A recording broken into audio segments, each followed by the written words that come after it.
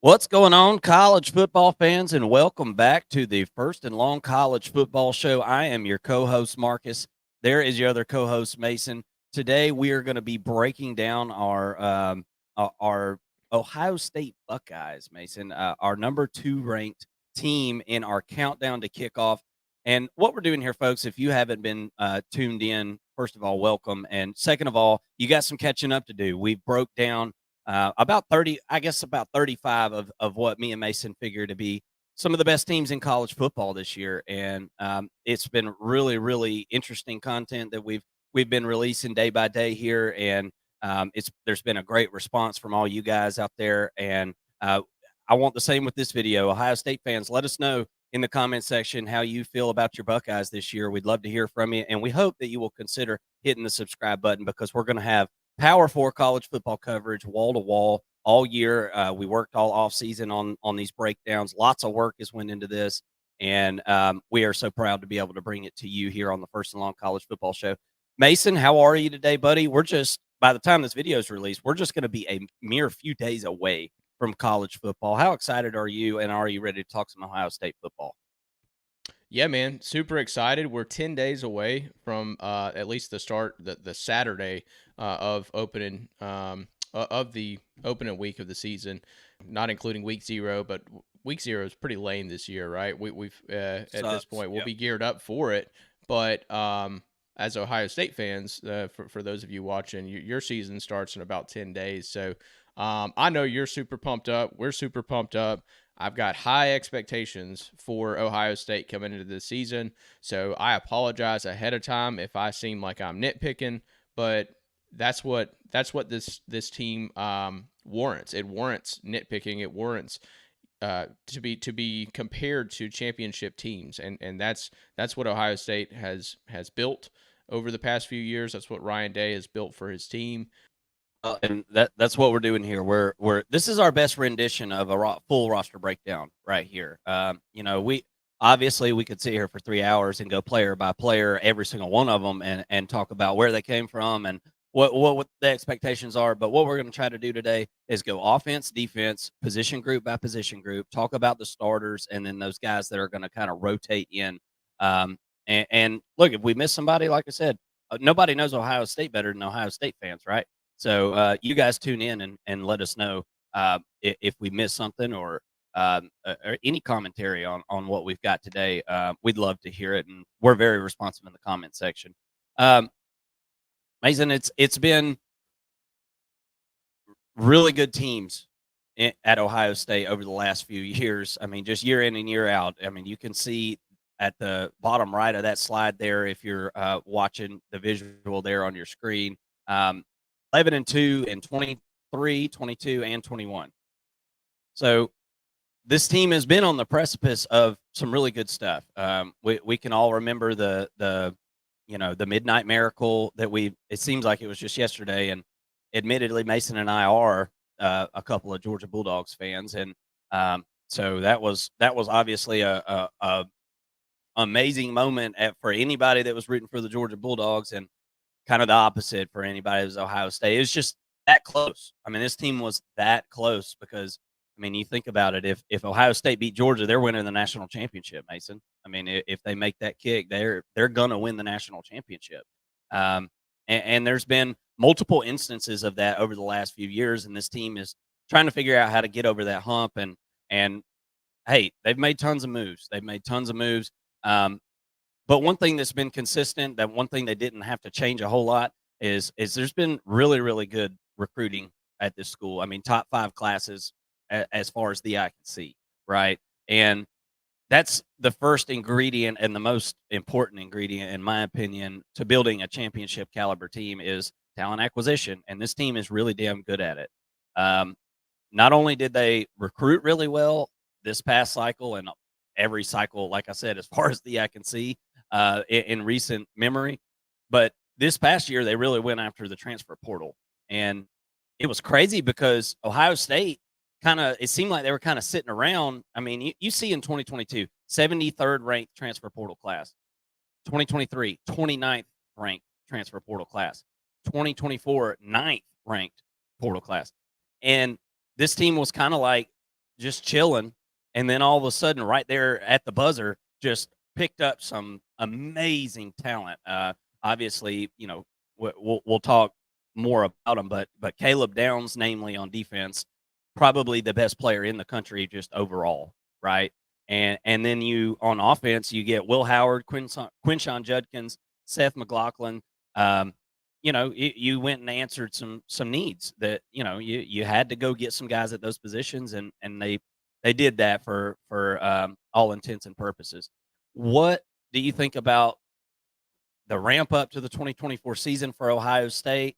In a way, in a really crazy way, this is how crazy college football is, Mason. It's kind of a put up or shut up year in a sense. I mean, there's no reason that Ohio State shouldn't compete for the Big Ten championship this year with Michigan. I mean, they're just kind of out of the way right now. I mean, they lost a ton. What do you think about this team heading into 2024 and what you saw in 2023? Well, I mean, it is kind of put up or shut up for this Ohio State team. Denzel Burke even said that himself. He said, "Hey, it's this is the team that we're supposed to go do it with." I think he literally used that vernacular. It's put up or shut up, but it was something to that effect, anyways. So when you've got a player in the locker room saying that, I think that they're feeling a little bit of pressure, right? Not only are they feeling pressure, but Ryan Day has got to be feeling pressure. And look, pressure is not a bad thing. Like, being on a hot seat is not always such a bad thing. It can lead to success. And honestly, it's a compliment to what Ryan Day's done with this program. And it's a compliment to really Ohio State as a brand as a whole, and what Ryan Day inherited from Urban Meyer. So, I do think that he's on one of the hottest seats in college football, but a lot of that is self-imposed, considering what they did in the transfer portal, what they've done in recruiting, and then, of course, losing to Michigan 3 years in a row. I think that kind of will, set your seat on fire pretty much. I mean, that's what Ryan Day did effectively. So now, looking at this roster, right? Top 5 class, as far as the eye can see. You see, you mentioned the transfer portal, 2022, 73rd, 23, 29. And then this past offseason, Ryan Day said, "Hey, you guys," he went to his boosters, said, "Hey, you guys are tired of losing to Michigan. I'm tired of losing to Michigan. I'm going to need," I believe the number was like $13 million for this roster overall, for this year. And then went out and got it. I mean, they did that. The boosters just did that.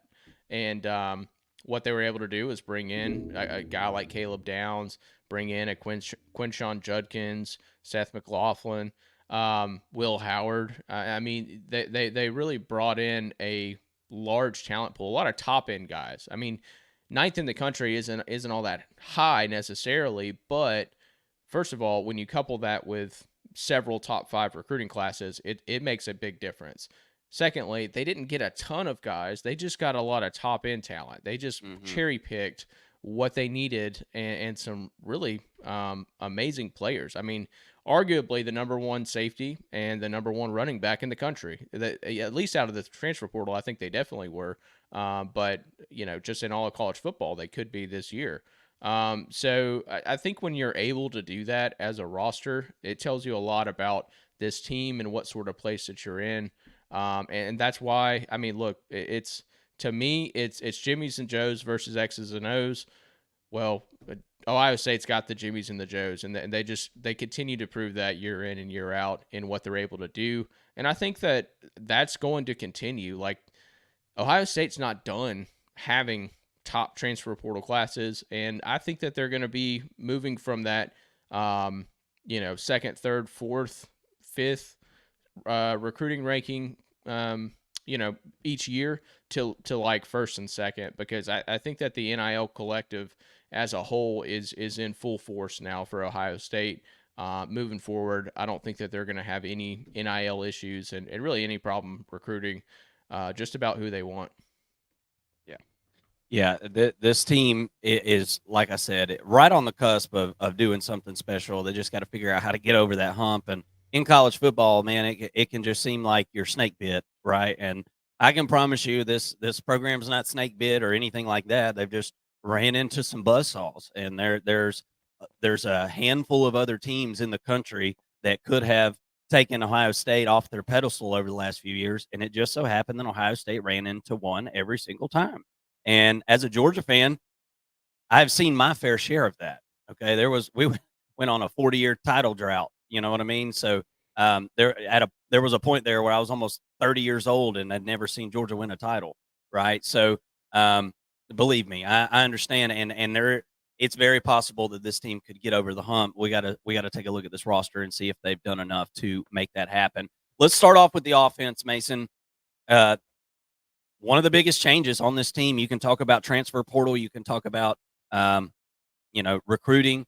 Obviously, that's the number one way to change your personnel on your team. But this this team went out in the offseason, and I don't know. I guess Chip Kelly kind of landed in Ryan Day's lap in a sense. Um, they asked Chip Kelly on the sideline of the spring game. Joel Klatt was there, doing the sideline reporting and stuff, and he said, "Hey, coach, thanks for talking to us. What are you doing here?"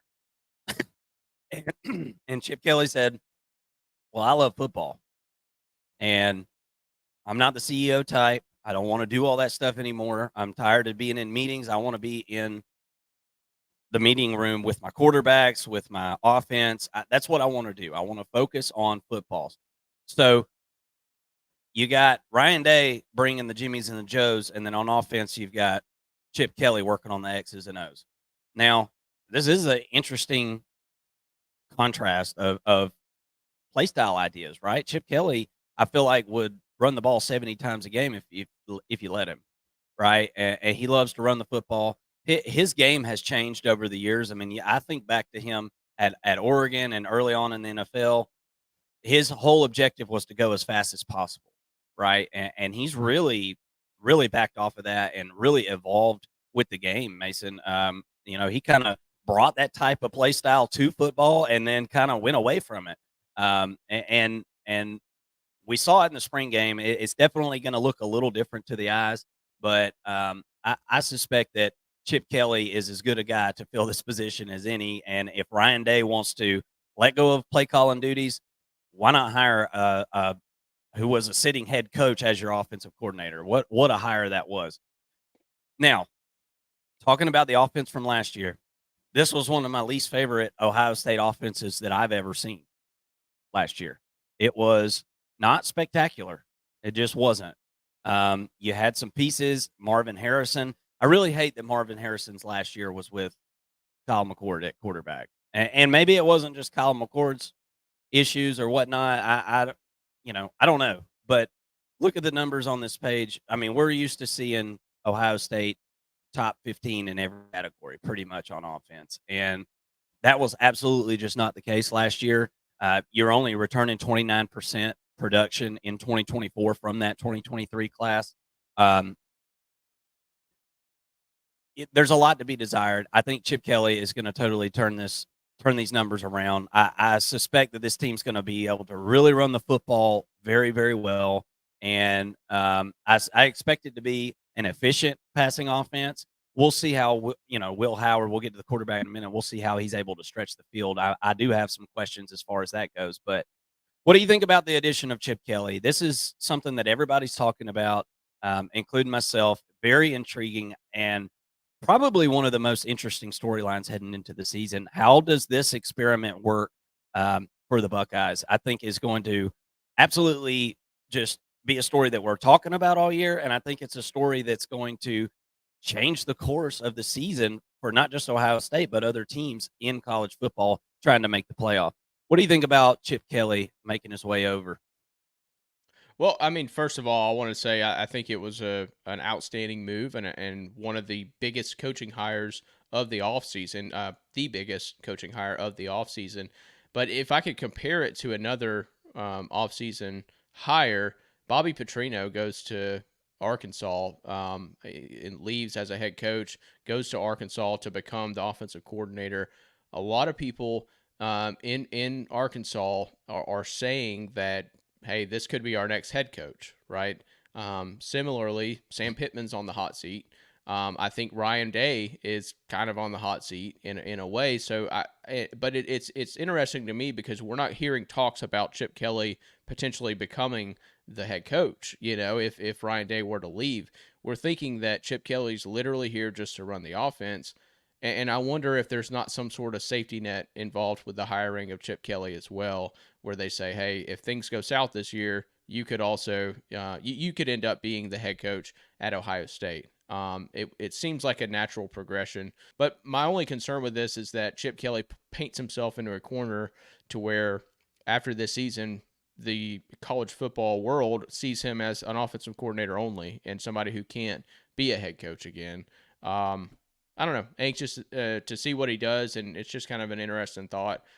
New dynamic for Chip Kelly. Never really thought that he would take a step down and become an offensive coordinator only, but in today's college football, it kind of makes sense. There's a lot going on, a lot of responsibilities for a head coach with NIL, with transfer portal, all that. I think that the plate is full for a guy who also wants to call the offensive plays. Chip Kelly's going to get to do that exclusively, and I think Ohio State's going to be much better for it. Yeah, it's really kind of funny because you look back about, I guess, about 10 years ago or so, 10 to 12. Chip Kelly was the Mr. Miyagi, and Ryan Day was a Karate Kid, right? And now it's kind of like Mr. Miyagi is working for the Karate Kid at his dojo. Like, Yeah. it's kind of weird. Like the role reversals have went on, and if you don't realize that, Ryan Day was quarterbacks coach and an OC, or at least co-OC at multiple San Francisco 49ers, the Eagles with Chip Kelly as well. The lineage goes back even farther than that. So these guys have known each other for a long time. So I know there's a sense of comfortability there. I'm sure they can communicate well and everything.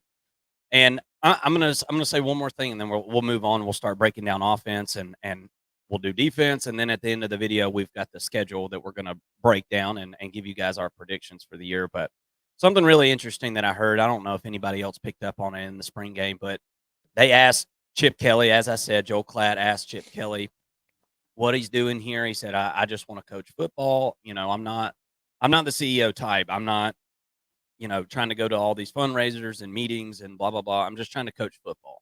And Joel Klatt had made some kind of comment about Ryan Day doing all that stuff. And Chip Kelly said to him, well, Ryan's not a CEO type either.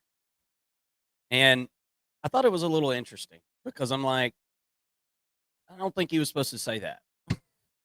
Um, and it does make me wonder, Mason. Look, you can't argue with the success that Ohio State has had. This has been a very successful, one of the most winningest programs over the last decade or whatever time segment or fragment you want to look at. But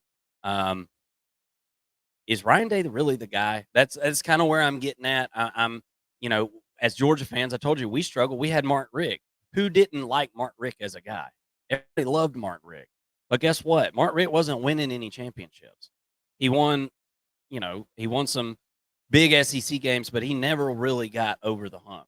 And I'm starting to wonder about Ryan Day, Mason. And I just have to be honest about that. And I wonder if maybe he's just an offensive coach.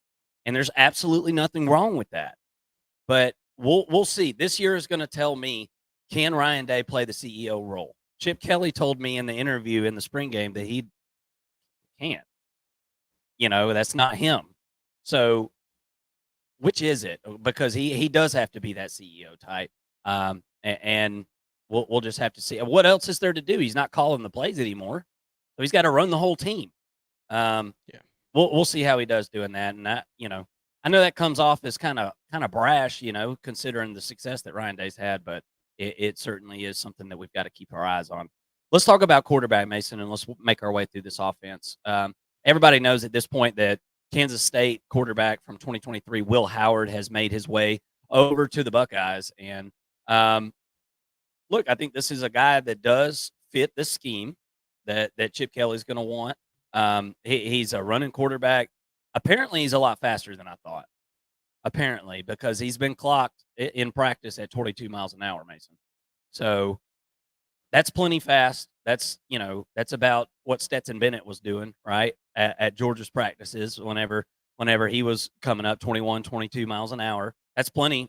That's plenty to be able to move around. Um, the only thing I worry about Will Howard is sometimes I feel like throws that shouldn't be so hard end up being kind of tough for him at times. But 61.3%, you got to see that come up. He needs to be closer to 70%. Um, in the spring game, almost all his passes were pretty close to the line of scrimmage, not very far downfield. Um, we'll see how that kind of translates. I mean, he's got Emeka Egbuka. We're going to talk wide receivers here in a minute, but we got a Ferrari here, Mason, and you can't just drive it. You can't just drive it not to crash it if you want to win a championship. If you want to win a championship, you're going to have to hit the throttle, and you're going to have to hit the checker flag there. Can Will Howard do that? Can he be, a guy that kind of takes this team to the next level? I don't know. I'm actually still kind of waiting to see. 10 interceptions last year. That's also a little high for me. Gonna have to get those numbers down as well. What do you think about the addition of Will Howard? I think it is a good fit. Can he level up? That's my next question. I think he's gonna, just by nature of being on this Ohio State roster with Chip Kelly, I think he is gonna level up.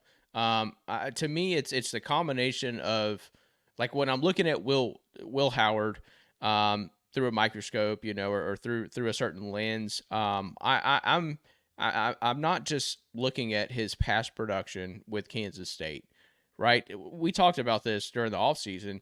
Who was his best target, right, at Kansas State? I mean, last year it's been Sinnott. Before that it was Deuce Vaughn coming out of the backfield.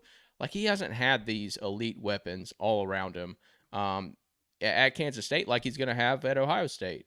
And I think that Chip Kelly is going to end up being the best offensive coordinator that he's worked with when it's all said and done. So a combination of those two things, I think, yes, Will Howard has to get better, but we're measuring this team at a championship level, right?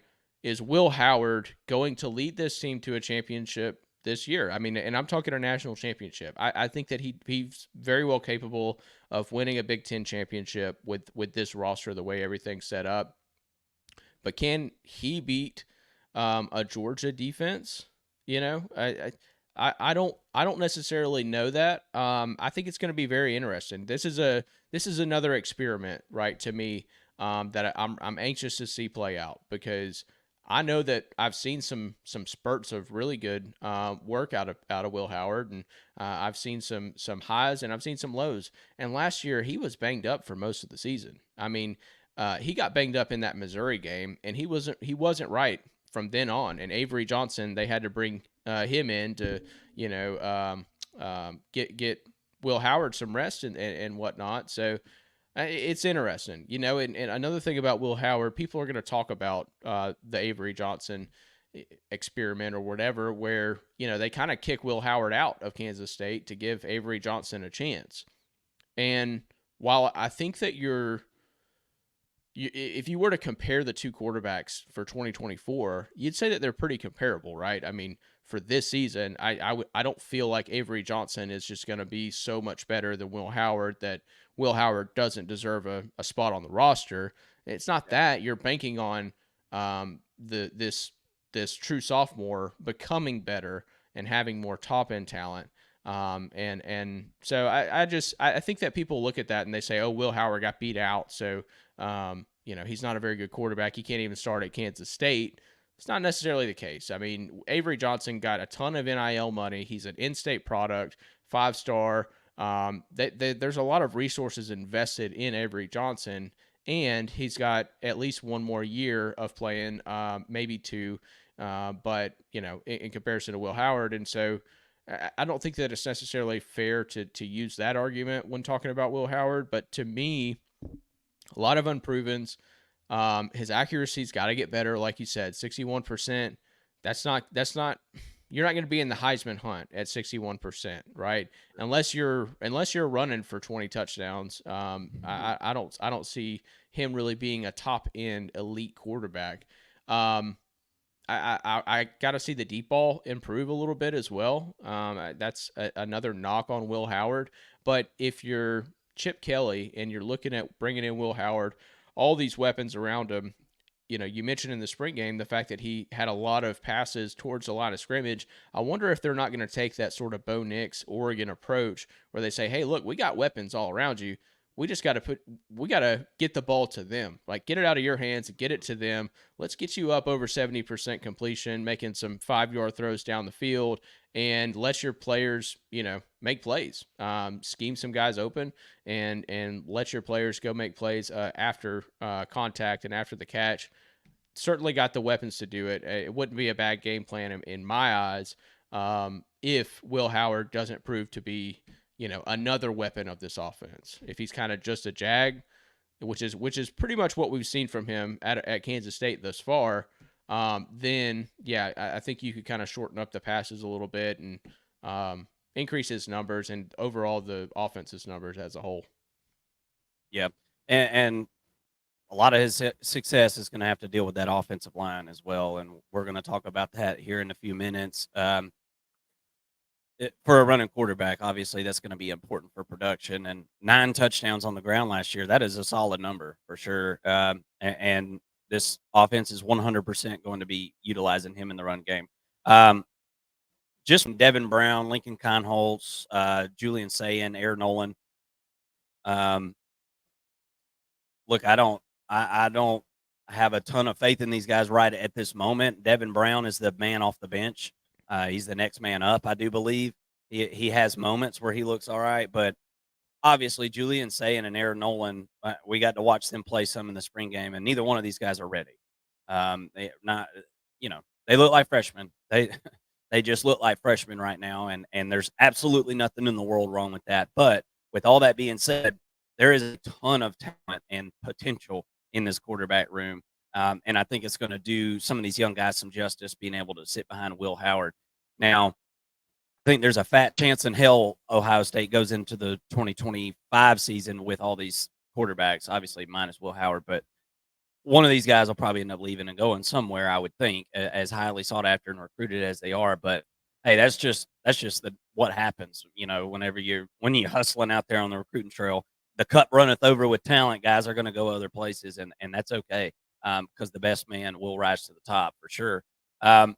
Let's talk about wide receivers and some of those weapons that we talked about. Nobody has recruited wide receiver better in the United States than Ohio State, baby.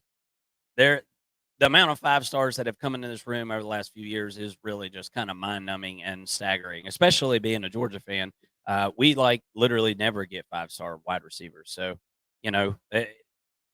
this team has got a knack for getting them. They've put amazing wide receivers into the NFL and the next level, and that's what it takes to be able to attract guys like Carnell Tate, Jeremiah Smith, Emeka Egbuka, who decided to come back this year. What a godsend that is, because he could have been gone, Mason, and he decided to come on back. 41 receptions, 515 yards. He only played in 10 games last year, Mason, and honestly, if we're honestly telling the truth, he probably played 3 or 4 games healthy all year.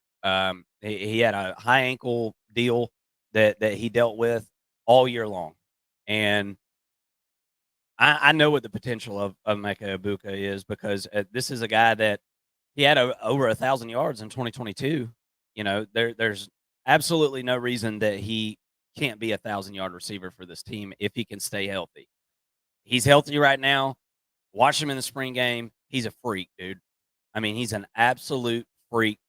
Man, made a one-handed catch that was just like unbelievable. Looked like a throwaway, just reaches out, snags it, throws both feet in bounds, just for good measure.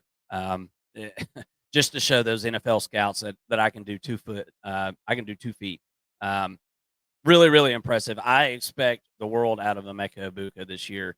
If Will Howard has got any sense at all, he's going to have an eye on Emeka Egbuka every play and try to get him the football. You got Carnell Tate that's going to be playing another highly sought after guy. 18 receptions, 264 yards, and a touchdown last year. He's going to get a lot more reps. He's going to be starting. He's going to get a ton of reps, a lot more yards. Be very interesting to see what we can get out of Cardinal Tate this year. And then Jeremiah Smith, 5-star wide receiver in the 2024 class, number 1 overall player in 2024. The world is expected of Jeremiah Smith. And for everything that I've heard, that this guy is going to be really, really special. If he can keep his head on straight and stay healthy, those are obviously huge, those are huge ifs, right? But if he can manage his way around those two things, he's got all the things in the bag, dude. He's got all the tools that he needs. He's long, good route runner, great hands, make the contested catch. He can do everything. I mean, he can literally do everything. Got the speed. Jeremiah Smith is one bad dude.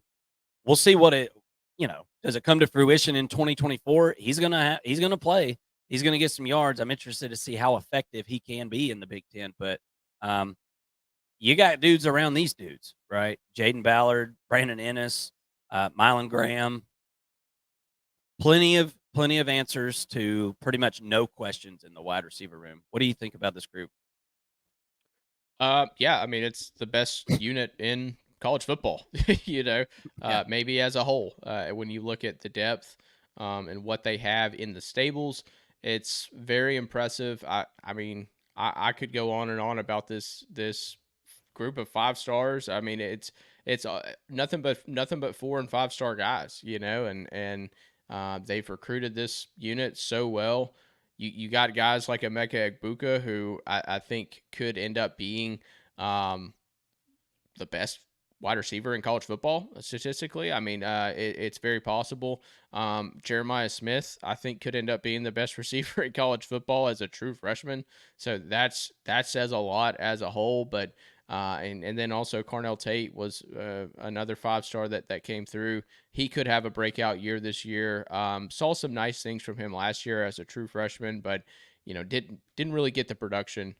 Didn't really have the opportunity. I think that he needed to really prosper, but definitely a guy who should pop this year. Another guy who's not listed, but Brandon Ennis. I mean, he could definitely pop this year. Another 5-star as well, going into his true sophomore year. There's not enough positions to put all of this talent, and then Mylan Graham, who seems to be having a very good fall camp, another 5-star that they brought in, and it's kind of getting overshadowed by Jeremiah Smith in this class, but he's a guy who's come and kind of pushed everybody out of the way and moved his way up the depth chart. So I think he's going to be a tough one to keep off the field this year as well. A lot of talent in this group. And a lot of youth, honestly. I mean, Emeka Egbuka, obviously redshirt junior coming in. He's going to add that veteran leadership in the statistics. I mean, you see on your screen there, 515 yards last year. Didn't really play healthy all that much, but on a per play basis, had 15.6 yards per catch and 526 yards after the catch, which is pretty elusive there. And he was 70% when targeted. So a guy you can really rely on as a veteran, and also as a guy who you can go to on third down, especially now with no Cade Stover at tight end. I think that having this pass catching weapon for those third and long opportunities is going to go a long way. All right, Mason, and then let's jump over to the tight ends. You've got a couple of guys that D. Scott is kind of like your senior guy. He's the older dude. Not a ton of production out of this guy, but I think he's brought in to kind of do more of the blocking stuff, and I think he's kind of more of like a specialist a little bit, but senior on your team nonetheless. Some leadership. 6'3", 243 pounds. Not the biggest guy in the world, but really the guy that I've kind of got my eye on is this Jelani Thurman. He's a sophomore this year, 6'6", 258 pounds, Mason. This was a 4-star out of Fairburn, Georgia, number 70 overall player in the 2023 class. Depending on what services you use, I always reference 24/7, by the way. This guy, he's got a lot of raw ability. I'm interested to see how he's developed over the offseason. His route running wasn't great coming out of high school. He just kind of like overwhelmed people. I mean, he's huge, and his hands are just crazy. He's got those long, lanky arms, catches the ball away from his body. I really like the prospect of Jelani Thurman, streaking down the middle of the field. I think that this is kind of the future for the tight end room right this second, and Jelani Thurman has still got a couple of years to go here, and I think this might be his season to kind of take the reins at tight end and help out in this passing game. I think he's going to be able to help out a lot. What do you think about the tight end room? Yeah, I mean, I think it leaves a little bit to be desired. There's a lot of unproven ability in this tight end room. They also brought in a transfer over from Ohio, and that's Will Kakmerick, Case Merrick, something like that. But coming up to FBS, I don't really know what sort of production we will be able to see from him. Was obviously pretty successful with Ohio at 6'6", 260 pounds himself. Definitely adds some size to this unit. As a whole, maybe he can come in and block a little bit for this elite running game, which we're about to get into. But yeah, I mean, as a whole, it's an okay unit. I don't think that Ohio State necessarily has featured the tight end year in and year out. When you have such an elite pass catching group, I don't know that you necessarily have to. But I'm with you. I think Jelani Thurman here is set for a pretty good year. I as a true sophomore, we didn't see much of him last year as a true freshman, and I think that's just because he was a true freshman for the most part, playing behind a Cade Stover. So maybe we see a little bit more of him. I certainly hope for him that he's progressed a little bit and can be an elite pass catcher to add to this unit. That would be certainly warranted for this Ohio State group. And you always want more pass catchers, right? So. Yeah. I think that could be interesting at his size too. He gives you a pass protection element as well, and somebody who could be elite on play action potentially. Yeah. All right, let's talk about this running back room, Mason, and then we're going to go into the offensive line and go over to defense and the schedule and all that good stuff. This is one of the best running back rooms, at least the top two tandem here. I think this is one of the best running back rooms in the country. You've got Trey Henderson, obviously, that has made his way back after a really good season last year. You've got Quinshon Judkins coming over from Ole Miss. Kind of some mixed reviews on his 2023 season. There was some really good, obviously, and there was some kind of left some to be desired. Average 4.4 yards per carry, which is pretty average, right? But there's other things that factor into that as well. I mean, it wasn't like the greatest Ole Miss offensive line in the world, but all in all, Quinshon Judkins is an uber talented guy. Still had over 1,100 yards last year, 15 touchdowns on the ground, caught 22 balls out of the backfield as well. So pretty versatile guy. I mean, honestly, both of these guys, they do bring a little different aspects. I think you got some lightning and some thunder going on here, in a sense. But either one of these guys could be a 3-down back. So, pick your poison. You got 1A and 1B here. I don't know who's getting first snap or whatever, but both of these guys are going to play plenty, and you're going to be able to alternate them. And I think that's going to work out really, really nicely for Ohio State as long as they can keep these guys healthy. But a guy that I saw in the spring game that was getting a ton of looks, Mason, was James Peoples, incoming freshman, 4-star running back, 119th ranked player nationally. He got in early in the spring, and it looks like he picked things up really quick. Mason and I are guys who really believe that a freshman can help in the running back room for sure. Now, he might not know how to pick up in pass coverage and things like that. He may not be an expert at picking up a blitz, from a linebacker or whatever. But freshmen can get in there and they can tote the rock, pick a hole, run through it. You got junior running back TC Caffey. He'll provide some depth as well after not playing in 2023. What do you think about the running back room, man? I mean, this was a decent. Travion Henderson did a good job last year, but man, this thing really, really levels up whenever you add Quinshon Judkins to the mix. Yeah, I mean, as a whole, I feel like this unit lacks depth, but top one and two, yeah, I mean, this is the best 1-2 punch in college football. I don't think anybody's going to argue that. But I think you've also got two of the same type of running back, which which kind of helps, I guess, when it comes to play calling. You just throw the freshest one in there, and you know there's no drop off in level of play and capabilities and things like that. But I do think that this unit as a whole is lacking a bruiser. There's no like heavy guy, no 230-pound running back that can just go get a first down on fourth and short.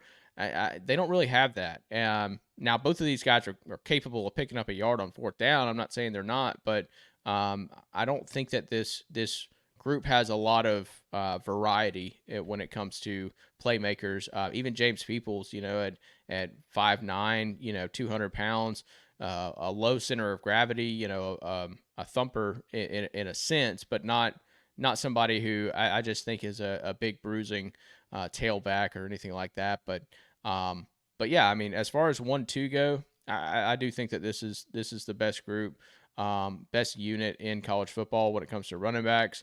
78 missed tackles forced by Quinshon Judkins, 871 yards after contact. That's just insane. Most running backs go their whole career without 871 yards, and he did that after he was being touched. So that's really impressive. And then, Travion Henderson, 11 touchdowns, 19 receptions, 229 yards, 29 missed tackles forced for Travion Henderson, and 3.7 yards on average yards after contact. So another really impressive guy. I think both of these running backs are very elusive, can make you miss, have great vision. I think that's what I really like out of these two backs. Whenever I see them run, is they're picking the right holes, and they're making people miss, at the second and third level, which is what you love to see. That's why you're getting those longer runs. And yeah, I mean, this is a great unit. This is a great 1 and 2. But like I said, I'm questioning the depth. I think that this year, especially when we're talking about a national championship run, that could potentially mean 17 games. And both of these guys were bell cows. I mean, Quinshon Judkins, 271 attempts last year is just absolutely insane. Yeah. That's a lot of touches. And then Travion Henderson, 156. He's kind of, which is still a lot, but he's kind of battled injury, himself. So I don't think that you're gonna really want him to get that many carries again this year. And considering that we're going from 14 games, like I said, to potentially 17, you're going to want to get the third, fourth, and even a fifth running back in pretty early in the season. And you're going to want to use those guys often to keep that pitch count down for these running backs. Because by the end of the year, if Quinshon Judkins has another 271 attempts this year, I think something really went wrong in this running back group, because I think that he's coming to Ohio State understanding that he's got some high mileage on his legs and wanting to kind of share the load a little bit heading into the NFL. So to me, I'm going to question the depth a little bit here. Again, we're comparing this unit or this team to a championship team. So I do think it's fair to question the depth when you've got a true freshman as your third string running back here. We just don't know what's going to happen with them. So we haven't seen that proven running back there behind these two, and that to me is a question mark. It's going to be a long season if you want to win a national championship. There's no doubt about it.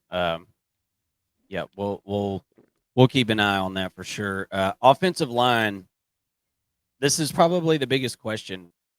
I think for this offense, Mason. I mean, look, you return some guys on that left side. I think the right side is kind of more of the question, especially there at right guard. But as you can see on your screen, you've got elder statesmen here. Senior, junior, senior, going from left to right. But this wasn't my favorite offensive line group last year, and so you return a lot of those same guys. You bring in Seth McLaughlin. Now, forgive me, Mason. I should have researched this before. I meant to, and you get lost in the sauce trying to put all this stuff together. So Seth was the center at Alabama last year, right? That's right. That's right. Yep. The one that had the snapping issues. That's right. Okay. So if you haven't been paying attention, Ohio State fans, if you didn't pay attention to the Alabama games, this guy had a lot of issues snapping the football. Um, Now, I don't know what that translates to at Ohio State. I have no idea. Okay, but Seth McLaughlin left for a reason, and I'm not saying he's a horrible player. I think he's pretty good, other than the fact that there was just like issues getting the ball to the quarterback last year, and it's arguable whether it cost Alabama a chance at a national championship. I don't know if that's necessarily true, but it certainly cost them. Certainly cost them. It cost some production in that game against Michigan, no doubt. So I've got some questions there, Mason. And I've just got questions overall. I mean, I feel like the right Jimmy and Joes are not being brought into this offensive line room year in and year out. I feel like for as well as this team is recruited, where are the 5 and 4 star guys that are supposed to be, Ohio State level football players on the offensive line? Now, I'm not saying they're horrible. But we're grading this team on a scale in which we're grading Georgia and Alabama and Oregon, these teams that we know are going to be in the picture for the title. So I think it's fair to question that. We're just going to have to see, man. The defense has been ahead of the offense on this team all spring and all fall. That continues to be the case. I just listened to, some fall camp stuff, and it's still happening. And I think the defense is pretty good. Don't get me wrong, but I saw in the spring game the offensive line had a hard time keeping the defensive line away from the quarterback throughout the game. It wasn't just the starters, man. It was the second string. It was the third string. It was a trend on this team. So I am a little bit concerned about this offensive line. What do you think about this group? I like that you go and you try to address the center position. I've got concerns about Seth. I mean, how could you not? I think those are things that you can get ironed out in an offseason, though. So I think it's possible that he gets it ironed out, and it's a non-story. I think that's very possible. But as of right now, I have to talk about it, and it's something I have to think about. What do you think about this offensive line? Yeah, I mean, going to the Seth McLaughlin issues with snapping. I mean, my concern is that it wasn't just a one season thing. Like he had some issues his junior season as well. That I mean, you do it 2 years in a row, and I'm kind of curious if there's some sort of case of the yips or something like that where he's just having issues, mentally, snapping the football. I don't know. I don't know what's going on there. I think that the guy as a run blocker is really good. I Yeah. do like what he does. Once he snaps the football. But you're going to be in a lot of shotgun type scenarios in this offense, and got to be able to get the quarterback the football easily. Could be a case where we just saw some bad play for a while, and it gets ironed out, and maybe he's a first round draft pick. You know what I mean? You just never know. But I think that it's fair to question that at this point until we see it. One guy that I really like is Donovan Jackson. I mean, this guy's a 2-time All Big Ten offensive lineman. Last year had 443 pass pro snaps, and only gave up 1 sack and 8 quarterback hurries. That is elite. That is getting it done. But outside of that, there's not a whole lot of elite. The other 3 positions you do bring back, but you're bringing back a unit that was not very good as a whole. I don't know if that's necessarily a good thing. I mean, experience, you pay for experience on the offensive line, sure, but this unit's going to have to get a lot better if they want to win a championship. Not saying they can't do it. I'm just saying that there's not a whole lot of proven known success outside of Donovan Jackson here. And then, like I said, I know I've got a good blocker in Seth McLaughlin. It's just getting the snap off correctly. That's my only concern with him. Sounds like there's a position battle going on at right guard.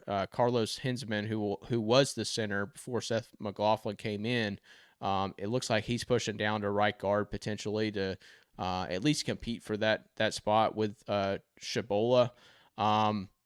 but we'll see. I mean, that's a Yeah. good thing, right? I mean, that means you've got a little bit of depth in that interior offensive line group.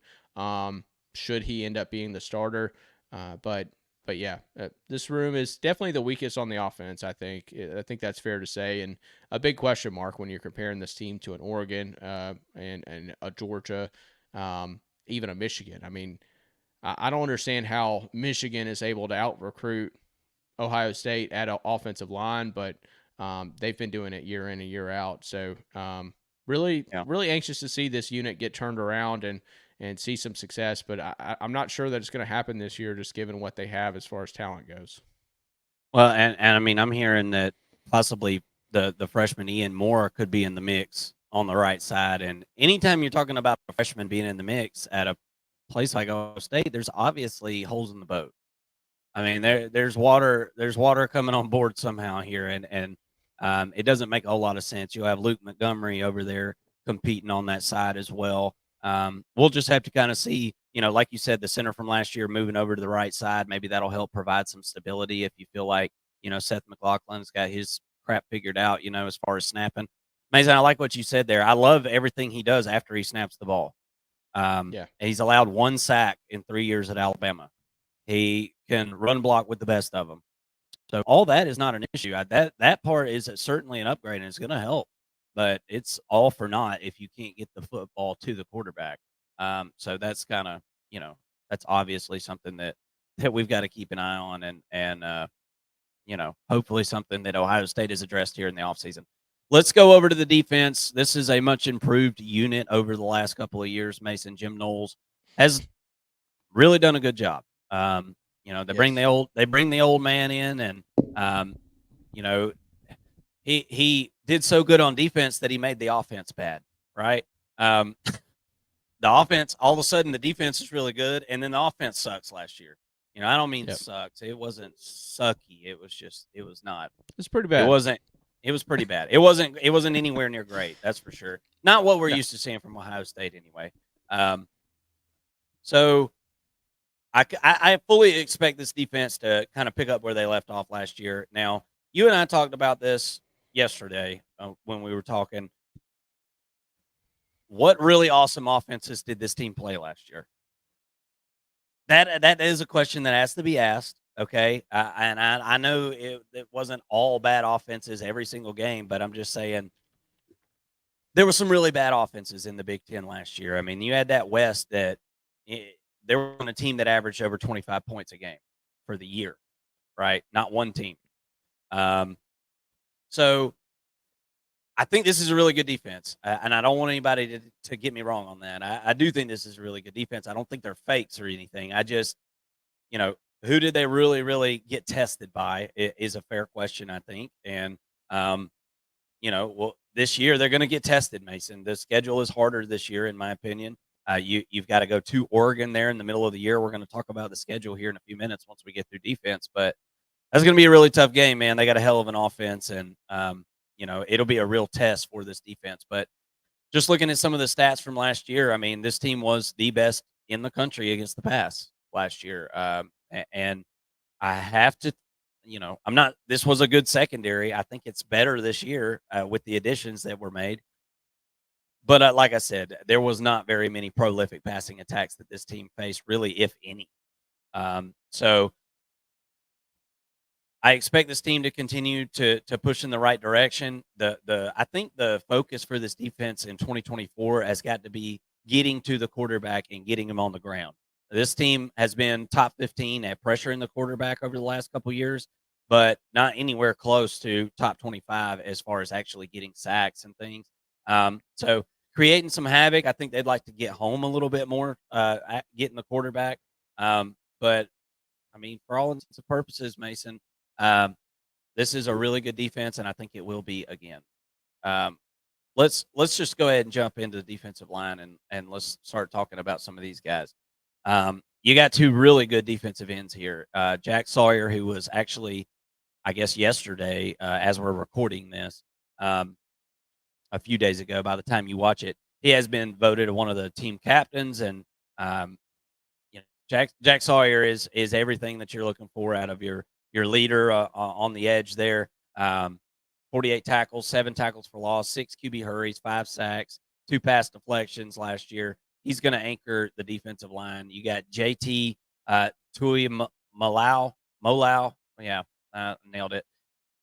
He comes back as well. So I feel like you pretty good shape for the starting guys there on those ends. I like those guys pretty good. And then as far as defensive tackle goes, I think you've got a really good one in Talik Williams. I think this is a guy to keep your eye on, and you could possibly see like an all Big Ten type performance from him this year. 10 tackles for loss last year is ridiculous, and especially at that position. So really, I like this defensive line, especially the starters.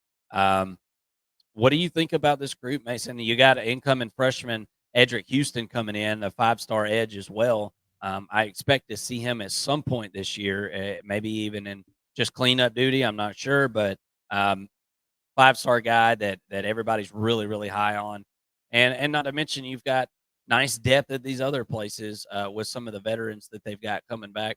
What do you think about the defensive line group? Not a ton of questions for me. A lot of returning production and starters. Yeah, I think that this is a really good unit. Really like Jack Sawyer coming off the edge. To add to your stats, they also had a 18% pass rush win rate, which is really elite. Anything over 10% is ideal, and he is more than that. To combine with that, also had 20 quarterback hurries and 18 run stops. So a versatile piece coming off the end there that can contain, but can also go get the quarterback when you ask him to. A little bit concerned at nose tackle with Ty Hamilton. Not concerned in a sense that like it's a huge glaring hole, but in comparison to the rest of this unit, I think that you would say that that's the weakest link. His brother, from my understanding, played and in his redshirt senior year played himself into a 3rd-round draft pick, but prior to that was kind of just a guy, you know. So maybe we see a similar progression here for Hamilton this year. But Talik Williams, like you said, yeah, he's probably the most underrated player on this entire team. Definitely on the defensive line, doesn't get near the recognition that he deserves. But 53 tackles last year, 10 tackles for a loss, 3 sacks, 26 run stops out of the middle of the defensive line right here, and also 17 quarterback hurries. So again, a versatile piece that can go play the run, can go be kind of a twitchy defensive tackle that can go get the passer as well. Really like what I see out of him. Backing him up is Hero Canoe, who was an outstanding 5-star prospect as well. He's heading into his 3rd season, and I think that with him rotating in, you're going to start to see his name pop up a little bit more this year, and I think he could be sort of a household Big Ten name by the time the season is over.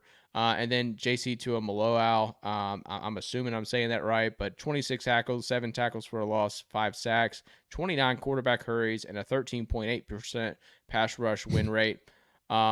Look, I mean, everybody's talking about this guy, wondering where his stats are and things like that. This guy's a baller. He could take a game over, when needed, I guess, or at times. Maybe not on command, but at times, I think that he can be a guy that just absolutely wrecks an offense. I think it's fair to question. I think it's fair to look at him and say, like, well, why are the stats? Why is he not producing? On a consistent basis, right? That's what we're looking for out of him, is to just be consistent with that elite level of play. Maybe we get that this year. Maybe we get a little bit more. Maybe we get him a little bit more breaks. If Edric Houston is kind of that guy coming in, maybe we can rotate him in a little bit more and allow Tuimoloau to have some fresh legs coming in. That could be a difference there. But I think that a 13.8% pass rush win rate is elite. Don't get me wrong. This is probably a future 1st-round pick. But I think for as far as production goes, we want to see him closer to that 20% mark for this guy.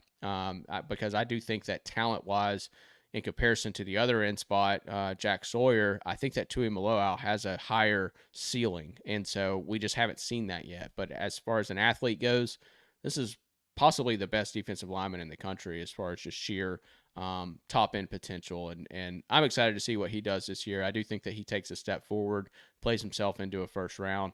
But overall, this is a 1st round unit. I mean, you might have 3 guys in the 1st round that go out this draft with Jack Sawyer, Tyleik Williams, and JT Tuimoloau. So really elite stuff here. Probably the strongest unit. And I know that the secondary is really, really good, but for my money, I think this is the deepest, strongest unit on the defense. Yeah, you got Caden Curry and veterans Tywone Malone, Hero Canoe, Caden McDonald. They're all going to kind of rotate and provide some depth there on the defensive line. And I think for Ohio State's schedule and everything, I think this is a really good group. I think they're going to do just fine. I really like the starting group. Obviously, the second group comes in as is kind of a step down, but I mean, I think that's to be expected with some of the first round, potentially first round talent that you've got on this defensive line. Let's talk about linebackers. Cody Simon is a guy that I believe he just got. I'm almost positive he just got voted in as a team captain as well. So I thought that was pretty interesting. 45 tackles, 2 pass deflections from last year.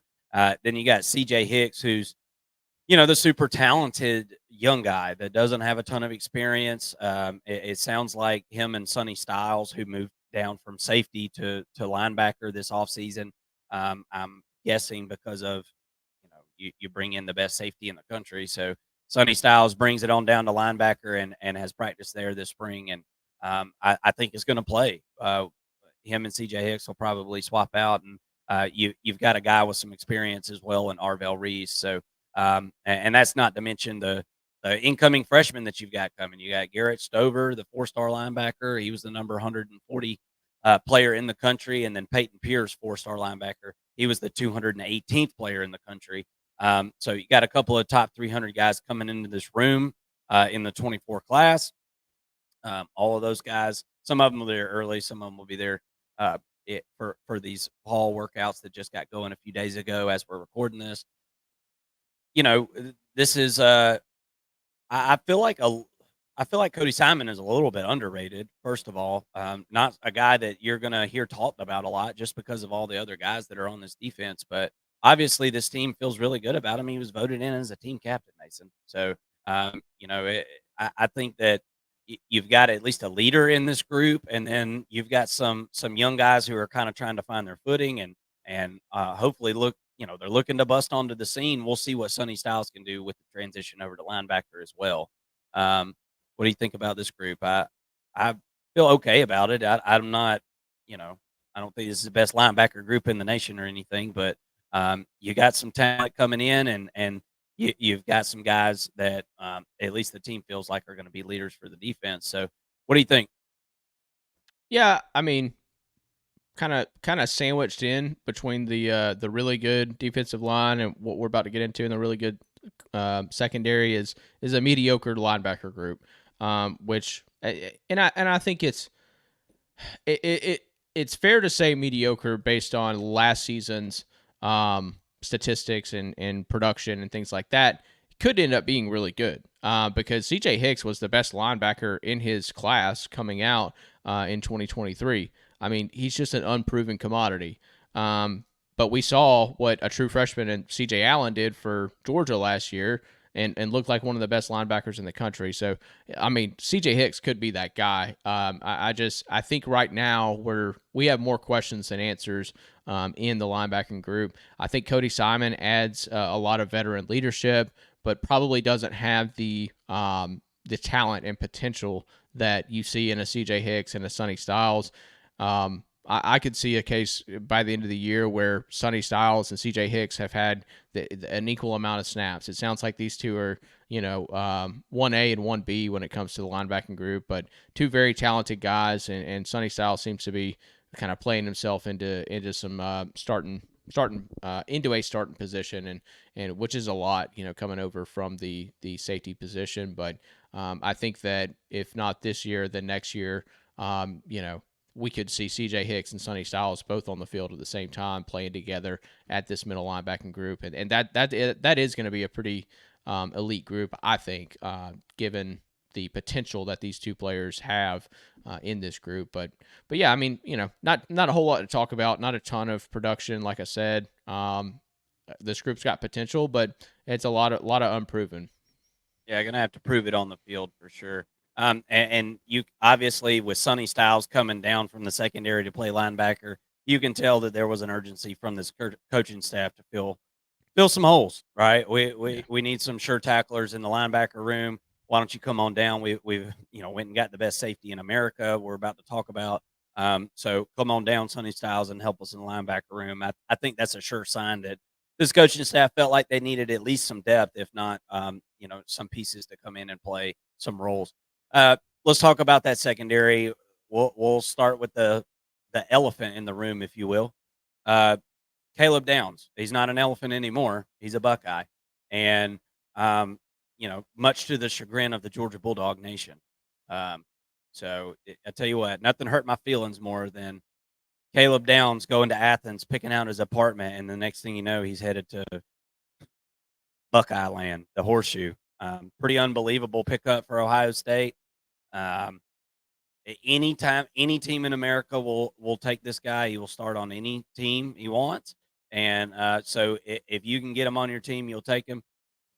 Let's see, what was 107 tackles last year? This guy had absolutely unbelievable. Um, Let me see if I got that. Yeah, 107 tackles, 4 pass deflections, 2 interceptions, and he was a freshman All American.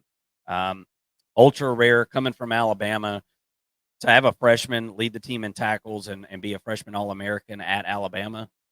the- there's really no higher honor or accolade in college football. I don't think than that right there. Right. I mean, it that says a lot about Caleb Downs' game, and um, congratulations on getting one of the best players in America there.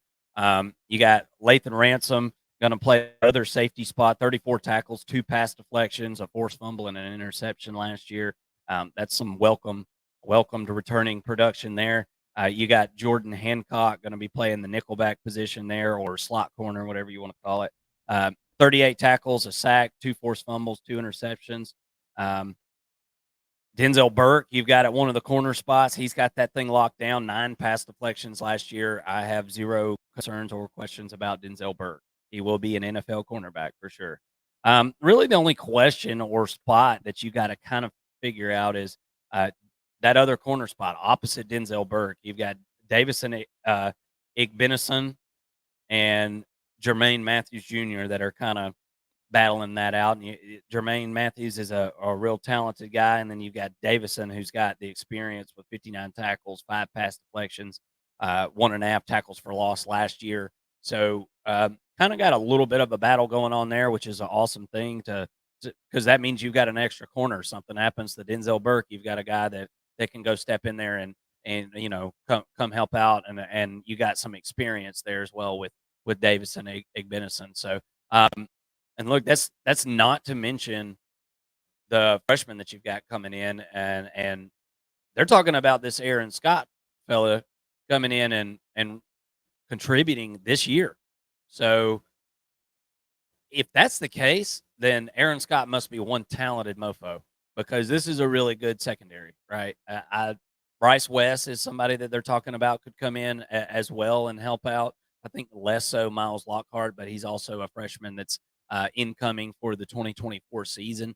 I don't think he'll be in the mix a whole lot, but Aaron Scott, Bryce West, um, they're going to be guys that are going to probably be able to contribute at times, at least come in and mop up duty and really help out. And then you pick up another transfer addition in addition to Caleb Downs in Keenan Nelson Jr., a safety out of South Carolina.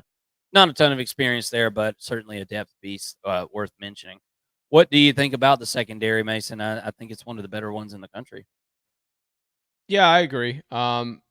It's tough to grade this group though, because kind of like you mentioned earlier when we started off talking about the defense, this unit has not been tested. They haven't been tested against the best passing attacks in the country. Last year, the Big Ten as a whole had one of the worst passing attacks as a conference in the country. I mean, I know it's a great conference and all that, but they were known for their toughness, as a whole, and the running game and the lines of scrimmage and things like that. Ohio State was no different, but look at the teams that they faced. I mean, Notre Dame, as far as the top games, Notre Dame, Michigan, even in the bowl game, Missouri. These were all teams that were run heavy last year. And yeah, they were locked down. I'm not saying this unit is bad by any means.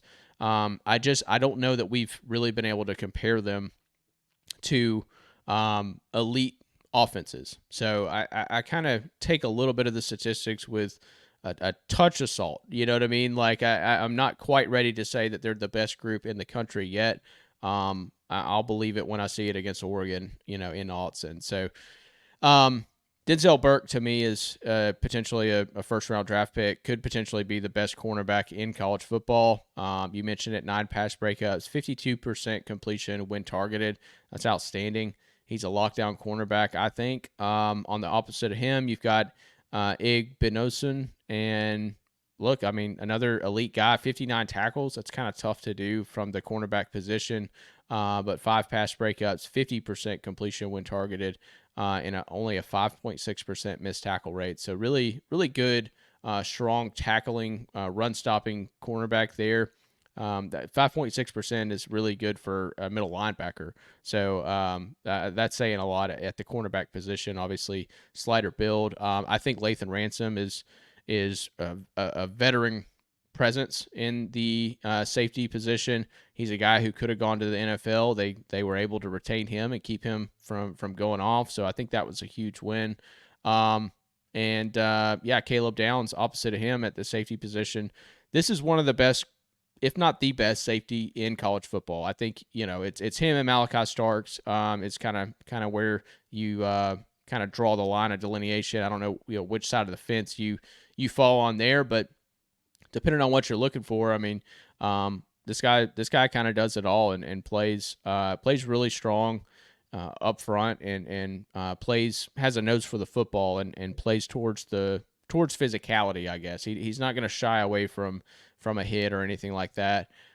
He did have an 11% missed tackle rate, which is not bad. Don't get me wrong; that's a pretty good number for a DB, but you would like to see that go up in his second year. As a true freshman, you tend to miss more tackles. But that being said, he still had 107 tackles.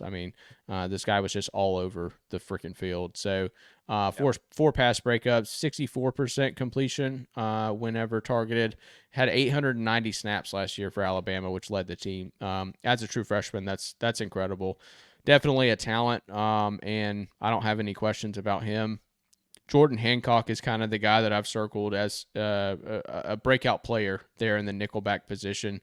I think that, if you're looking at a hole in this group, you would say the nickelback and Jordan Hancock could be that guy. But at the end of the day, this guy's going to have an opportunity to really make a stance and secure this spot. I think that, like you said, there's a lot of talent behind this group, a lot of young talent that's going to be pressing for opportunities. Sometimes the nickelback slot could be an area where a young freshman can get in. If Jordan Hancock's not up for the job, then he's going to have some young talent yipping at his heels. So we'll see. But yeah, I do think that this is a really good unit, y'all. I know I led off with some negative, but like I said, we're comparing this to a championship group. I want to see them face a championship level offense and a championship level air attack in particular, and see how they do then. But we didn't see that last year, so it's kind of tough to really put a true grade on this unit until we see that. Yeah, it's fair, Mason. Here's who they played last year: Indiana, Youngstown State, Western Kentucky, Notre Dame, Maryland, Purdue, Penn State, Wisconsin, Rutgers, Michigan State, Minnesota, and then Michigan. You tell me which one has a passing attack worth a damn. Michigan did. They were okay, right? They had Roman Wilson at least. That wasn't their identity.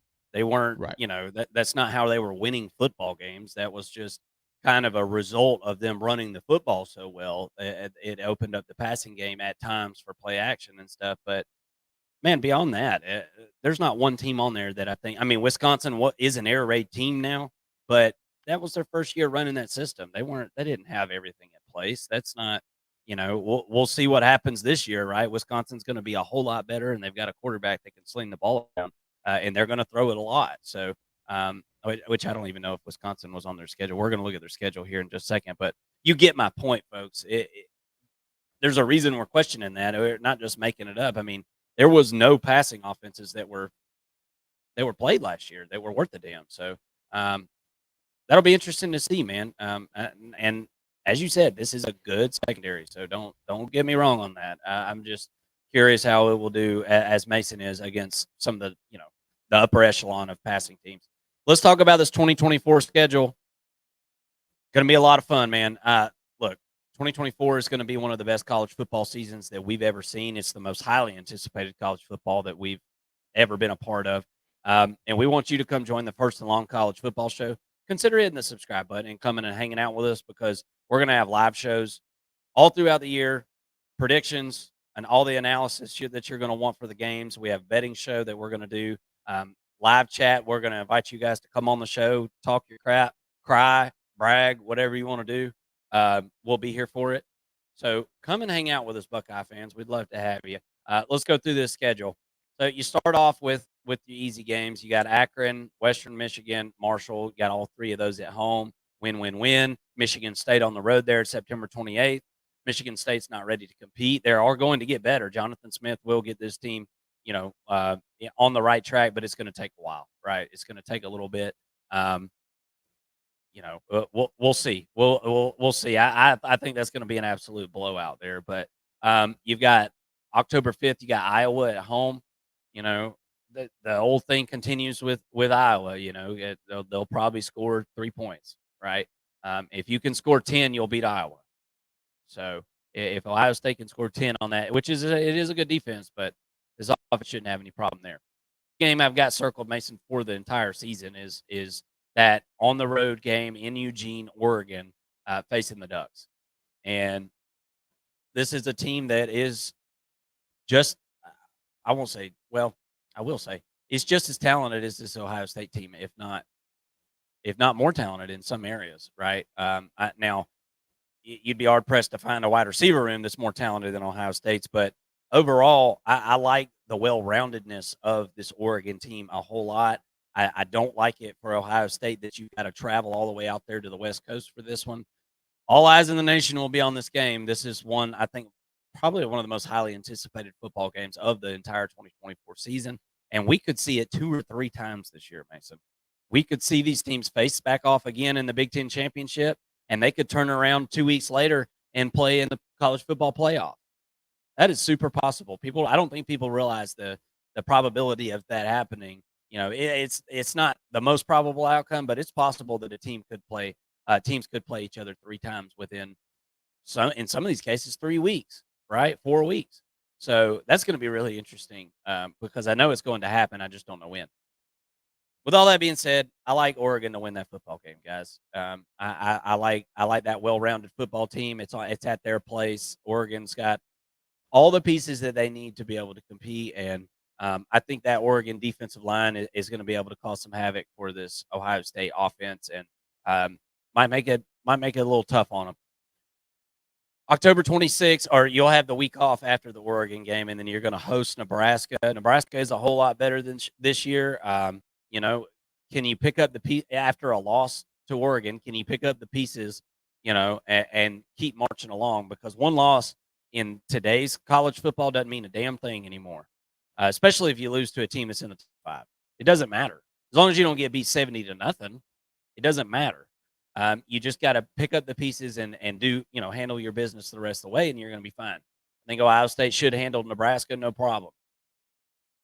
Penn State, I'm not going to predict Penn State to win this game until I see Penn State be able to be effective moving the ball down the field. There's not anybody on that offense that I'm scared of that's going to stretch this secondary. So I'm going to have to see Penn State be successful running a complementary offense, that can throw it, that can run it. The whole just lining up and we're going to run it down your throat's never going to work against Ohio State. Now, with that being said, it's probably going to be a wide out at Penn State. The crowd's going to be amazing. I certainly think that's going to be, a 10-point or less game there. It usually is a pretty decent game, but I'm going to pick Ohio State to win that one as well. Purdue at home, win. Northwestern on the road, win. Although going to Northwestern is in November is always challenging. We just saw Ohio State struggle with this with C.J. Stroud whenever he was there.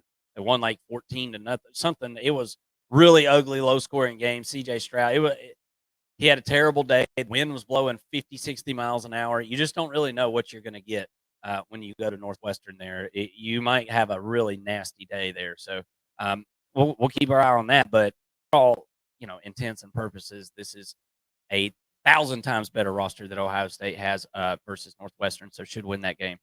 Indiana at home shouldn't be no problem, and then you've got that team up north as they have it here on the schedule, and they put the little X through the Michigan there as well. So it kind of tells you everything you need to know about that rivalry, and all the pressure is going to be on this game, Mason. It's going to come down to that last game of the year. I think this will already have one loss at that point. If you take that loss to Michigan, you might not go to the Big Ten championship game, right?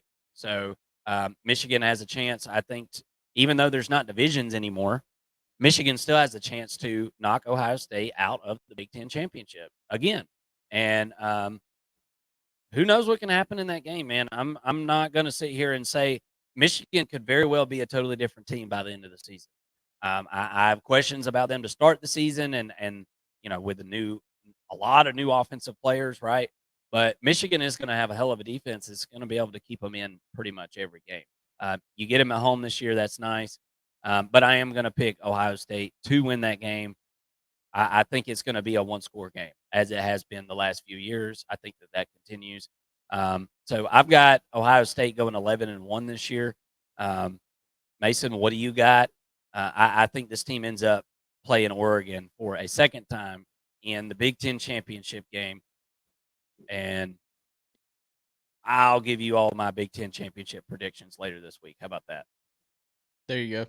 Hey, so just to save a little bit of time here, I've got a win everywhere that you do for the most part. Looking at the schedule, I'm circling 4 games. I'm circling Oregon, Nebraska, Penn State, which are all back-to-back games. You do get a bye between Oregon and Nebraska, which I think helps, kind of prevents Nebraska becoming a trap game when you've got 2 weeks to prepare for them. Especially, I mean, you do get them at home, which helps, but I kind of erase Nebraska there, for the most part. But anyways, Oregon, Nebraska, Penn State, and then Michigan, are the 4 teams that I'm going to circle. Nebraska more so because they're kind of up and coming, but also they're sandwiched in between Oregon and Penn State. I do think that you take a loss to Oregon in Autzen. I feel like Oregon has a better line of scrimmage overall as a whole on offense and defense. They're actually a little bit they have a little bit better depth on defense than Ohio State. Maybe not the top end talent. I don't know that they have 2 or 3 first rounders on that defensive line, but I think that they have more rotational pieces in that unit, and they're gonna give this offensive line for Ohio State fits, and I think that that's really where the game is going to be won for Oregon. Having that game at home certainly doesn't help or doesn't hurt for Oregon, but yeah, I mean I could see Ohio State winning. I'm not saying that they couldn't, but if you're asking me to pick, I think that I'm going to pick Oregon in that game. Penn State, to me, doesn't have enough weapons, and I'm with you. I haven't seen them stretch the ball downfield enough to know. But I think that's what it's going to take to beat this Ohio State team is an elite passing attack. And I don't know that Penn State's going to have that. They could. I do like what they've got in Drew Aller, but they're not using him as a weapon yet, or at least they didn't last year. So I'm not going to say that they're going to use him this year. 2 great running backs, that's great and all, but if you're not able to balance them with a strong passing attack, the running game kind of is obsolete against the better teams. So I do think that that Penn State takes a loss there. And then the Michigan game at the end of the season. Look, Michigan has had Ohio State's number for 3 years now, and this is a much different team, right? Overall, Ohio State's roughly the same team. Got a little bit better with the transfer portal additions, but Michigan took a little bit of a hit, or at least everybody's expecting them to take a little bit of a drop off after losing their head coach. All the allegations, all the off the field stuff that's been going on the past 2 seasons around that program. A lot of returning. A lot of players, left the program, so not a ton of returning production coming back. That being said, I feel like Michigan's still going to win this game at the end of the year. I think that by the end of the season, we're really seeing the 2025 Michigan team, right? By the end of the year, minus a few additions and whatnot. But I think that they're going to be in full. They're going to be fully prepared by the end of the year for the Ohio State game. I don't think that Michigan is. I mean, they'll be playing for a playoff position, but I think Michigan's going to be out of the Big Ten hunt at this point in time. And for my money, I've got Penn State and Oregon going to the Big Ten championship.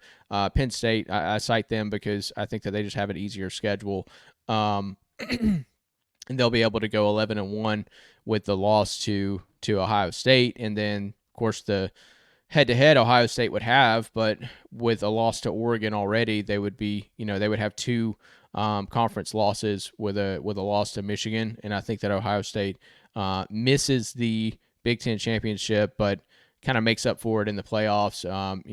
We'll get to our playoff predictions and conference championship predictions, like you said, later on in the week, but yeah, that's how I have it. I think a 10-2 season. I think Ryan Day's seat gets a little bit hotter with a loss to Michigan, especially if they don't go on to win the national championship and kind of avenge a loss to Michigan. But that's how I see it. I think that in breaking that game down, to me it's again the physicality, the lines of scrimmage. I think Michigan's got a really good secondary. They're going to be able to match up well with these elite wide receivers. And up front, they've got 2 of the best interior or defensive linemen in the game. They're gonna cause some fits for this rushing attack from Ohio State. On the flip side, I'm banking on the fact that the offense for Michigan gets better. Alex Orji figures some things out, or they go with the other quarterback there, and but I'm kind of banking on the fact that they're going to be able to get the run game established and do some things, some really good things up front with their offensive line. That's pretty much all new as well. I'm banking on later in the season them being able to figure out some things on offense under Sharon Moore, and I think that their defense matches up well with Ohio State. Very interesting stuff there, Mason. I know some people are going to hate to hear that, but you know what? That is going to make for some very interesting talk this season, and we hope that you will come and join us for that because we're going to have a ball talking about it, and the Big Ten is going to be a whole lot of fun with all the new additions that we've got going on this year. And hey, you know what? Even if you don't win the Big Ten, you still got a really good chance if you're runner-up or third place there in that conference to make the 12-team college football playoff, and most of your goals will still be in front of you anyway, as far as the national championship goes. So very, very excited to watch the Ohio State Buckeyes this year and watch college football in general. We're just a few days away from kickoff, guys. I can feel it in the air, and we hope that you'll come and feel it with us here at the First and Long College Football Show. Signing out for Marcus and Mason. Hey, good luck to you guys. If you don't subscribe, we don't talk to you. Good luck. We wish you the best of luck. As long as you're not playing our Georgia Bulldogs, right? Everybody have a great day and have a happy college football season. Thank you.